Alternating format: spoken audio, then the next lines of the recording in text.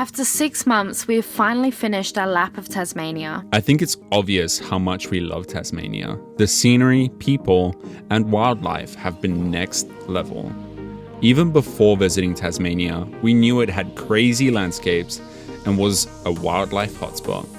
I mean, majority of the state is some sort of national park, reserve, or World Heritage Wilderness. You can drive 1 hour and be in a completely different landscape. One day you'll be in alpine regions with snow, the next you'll be on the coast with clear skies and crystal clear water, or in rainforests with lush ferns and ancient trees. You can go on a short walk anywhere in Tasmania and see more wildlife in a 5-minute walk than you have in your entire life. It's the reason Tasmania is so special and the reason why so many are dedicated to protecting it. We knew we'd love Tasmania, but we didn't expect our time in Tasmania to impact us so much.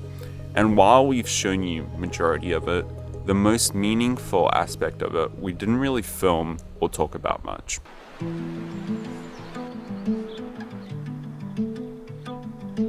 This morning we're walking where we started our lap of Tasmania looking for platypus in Latrobe. I feel like this place is so special to us and really moved us in a way that we haven't experienced before. Not far from here is where we were first confronted with the reality of Tasmania's title as the roadkill capital of the world. From the first day we arrived in Tasmania, the roadkill situation was extremely confronting. After hopping off the ferry in Devonport, we made the drive out to a campsite in Railton, just taking in the incredible beauty of the scenery around us and admiring Mount Roland off in the distance.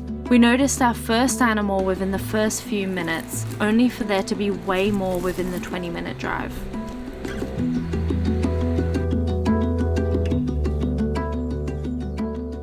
This has become a reality for us, where every morning walk we do, we take a glove of us just in case we need it.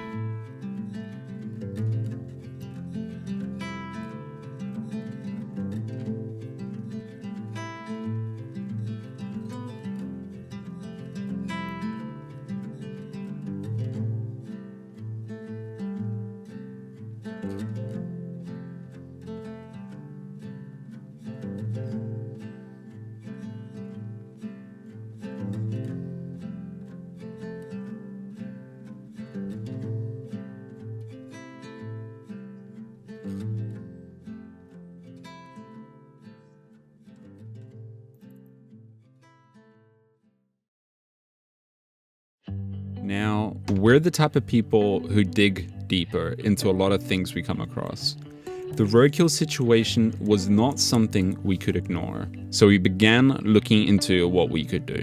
We decided to complete the rescue training course with Bonorong so that we'd be prepared to help an injured animal if we were ever in that situation. Little did we know how much that training would make a difference on our lives.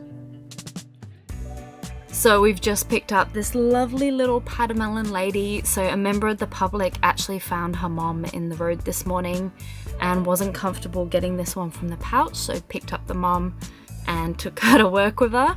We went and removed this little lady from the pouch. The mom's pouch was very tight, so we actually had to give it a little cut to help this one out. Little guy, I'm so sorry. I can pull him out and you can get a little, I can tell you gender too if we can get a good look here. But she's very bright and very active and beautiful. So after doing our rescue training with Bonorong, we ended up signing up as wildlife rescuers, and we've been doing this for over 5 months now. Now, we kind of act as an ambulance or a holder for animals. So we either capture and transport injured animals, or we hold on to little orphan joeys, or hitchhikers as we like to call them, and we hold on to these guys until they can find a carer. Now, it's very important that we don't disturb her too much and keep her in a quiet, dark, warm place, because we were probably the first humans that she's ever seen, and you can imagine what it would have been like to get in a little accident and then all of a sudden you're in this weird place that you're not used to anymore. So if you do find a joey, it's important to keep them in a dark, quiet place because stress can be fatal to them. Lydia, what is better than one patamelon? 2 patamelon. So, we just picked up another one. Significantly bigger. Way bigger. Way bigger. But it was actually dropped off at the vet's because it was found in a swimming pool this morning. So they checked it over and said, it's all good. Now it's just awaiting a carer. And this little one was just 15 minutes away from us. So we thought, no one else is picking him up. We might as well. Yeah. Doing the rescue work has not been easy. It's extremely confronting, especially facing that majority of the deaths and injuries of these animals is caused by people. Majority of the time when wildlife needs help, it's because they've been hit by cars, have had their homes destroyed, or they've been attacked by dogs, cats, or people. These animals don't deserve it. There are so many people who go out of their way to injure or kill animals. Just last week, we helped out an echidna where someone had deliberately swerved into the other side of the road to hit it. When we got there, the poor echidna was slowly making its way off the road into the bush where it would have suffered by itself. The poor thing had a swollen back leg, a couple of broken quolls, and a crushed beak, so it was blowing blood bubbles out of its nose. It was so heartbreaking to see this beautiful echidna suffer. Anyone who purposely hurts or kills innocent animals is disgusting. We've seen firsthand at Devil's a Cradle how hard sanctuaries work to build up an insurance population of endangered animals, such as quolls and Tasmanian devils. Which makes it even harder to comprehend that we've not seen a single devil in the wild, but have seen at least 10 dead on the road. While we've been fortunate to see 5 eastern quolls in the wild, we've seen at least 7 dead on the road. Even though it was heartbreaking seeing endangered animals dead on the road, we've got to remember that biodiversity comes from not just the existence of a species, but the layering of species that makes the ecosystem healthy. So animals such as patamelons, wallabies, or possums that are often perceived to be in overabundance are also important to Tasmania. We've cried, we've struggled, and we've had sleepless nights, but in the same breath, it has been the most rewarding, beautiful, and life-changing experience that has given us so much meaning and purpose. It has done nothing but make us better, more compassionate people. I think one of the most beautiful and unexpected things that has come from this is the way Tasmania's carer community have taken us in with open arms. We thank every single one of them, the ones we met and the ones we didn't. I can't even begin to put into words how important and selfless the work that they do is. There's one particular person we met on our rescues who has changed our lives forever. She was one of the first carers we ever met, and she has become so much more than that. Not only has she taught us so much about caring for wildlife and has helped us on many of our rescues, she also invited us to community events, had us out for lunch, and had us in her home multiple times. While I won't name her as she doesn't even know we make videos, so we don't know if she wants to be named. We just want to say thank you. You're a beautiful person and an inspiration. Prior to Tasmania, I wouldn't have ever called us wildlife people. That's not to say that we didn't like wildlife, but we had no experience with wildlife in Perth and only started having encounters and falling in love with them while on our lap of Australia.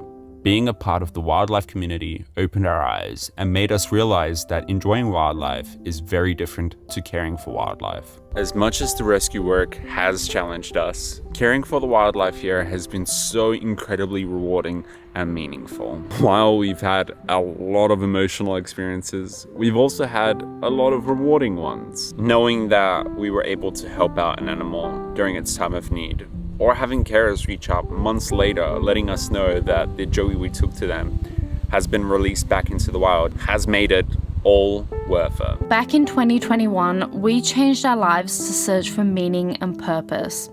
Being part of the wildlife community in Tasmania has completely transformed our lives, and we're so grateful for every single experience we've had. Now, after 6 months, we're about to leave Tassie, and it's going to be extremely hard to say goodbye to this part of our lives. We know that the last rescue we do is going to be painful. So we've just accepted 2 rescues. There's a rosella just down the road from us actually that's been found on someone's deck not flying. Doesn't seem to have injuries, but apparently can't fly. So we're gonna go pick that one up and take it to a vet in Launceston. And then close to Launceston, there's a baby brush-tailed possum that needs someone to hold on to it while they wait for a carer. So it's chaos right now. My hair is very gross, but let's go. So we've picked up the little one. Don't want to freak it out too much. There you Hey, are. beautiful little baby. Alright, let's get you to a vet. So we're about 30 minutes of driving down. We're about 20 minutes out now from the vet. The people with the brush-tailed possum are actually heading out. So they said they can meet us at the vet and drop it off. So it's actually pretty convenient for us. So we'll head to the vet, drop off the little Rosella, and pick up a possum.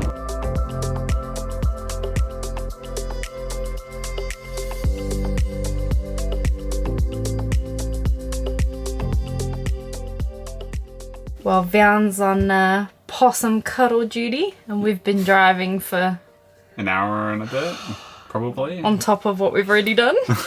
But we came back to the Devonport area purely because we didn't know what size this possum would be. And when we first picked it up, we're like, because It's very little. It's like probably a couple of grams more than the viability. And also, possums have this stigmatism to them where people in the city don't really like possums. So we've come back to rural Tassie in hopes that we do get a carer for them. Yeah. We do have a lot of carers over here, and we have one who said if we don't get anyone else, she'll take him. Yeah, especially because, it's a very little one. We'll show you guys a little sneak peek of what this one looks like. But be warned, most of these like Australian animals they don't have like a womb, right? Yeah, The so they pouch would is stay in the womb. pouch. So just imagine You're looking at a a fetus. fetus. Like that's what they are. But this one, I'm not sure if we said. No, we didn't. No. So this one was actually found right on top of the mom after the mom's been hit. You're gonna have to... I know, baby.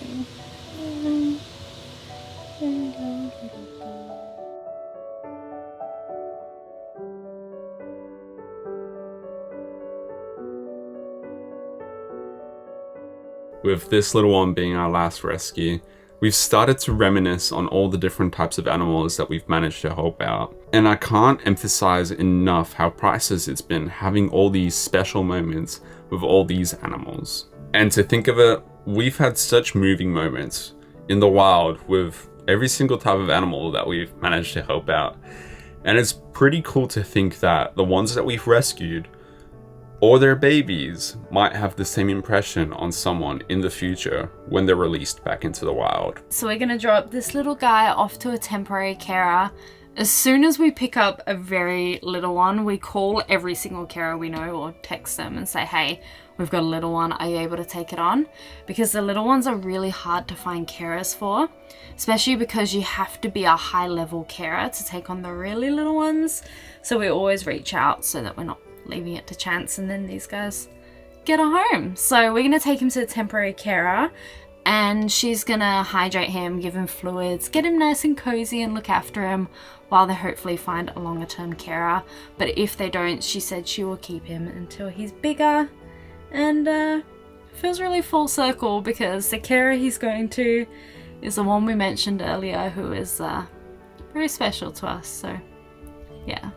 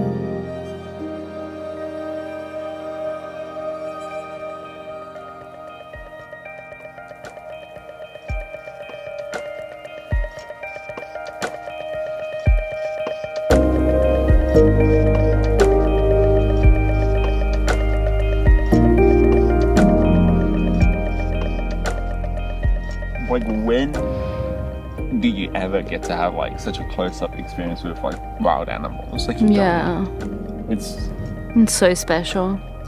Like, I feel so happy that we're able to come to these locations where we can actually experience them up and close Yeah. in the wild. I'm not going to keep it on me long because clearly the baby is way better to look at, but I just feel like this whole lap has made us appreciate firstly the environment and the animals so much more, and these experiences of being with an animal in the wild is just, there's nothing that can beat it. It's just incredible.